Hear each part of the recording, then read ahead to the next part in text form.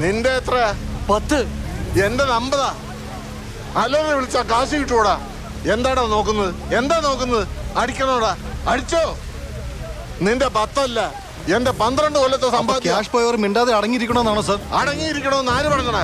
ആര് പറഞ്ഞു അടങ്ങിയിരിക്കാൻ? ഇതെന്താടാ ഖദറ്? അതെന്താണെന്നറിയോ? കാക്കി. നിങ്ങൾക്ക് ചോദിക്കാനുള്ളത് അങ്ങോട്ട് ചോദിക്ക്. എന്നിട്ട് വാ.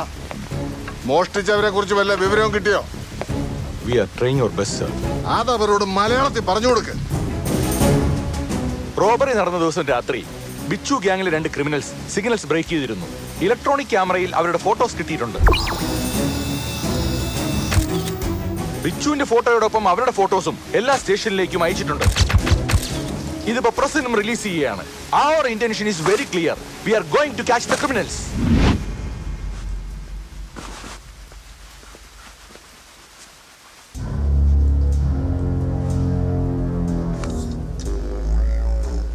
ഇതിലും നല്ലത് പ്രസ് മീറ്റിന് വരുന്നതായിരുന്നില്ലേ?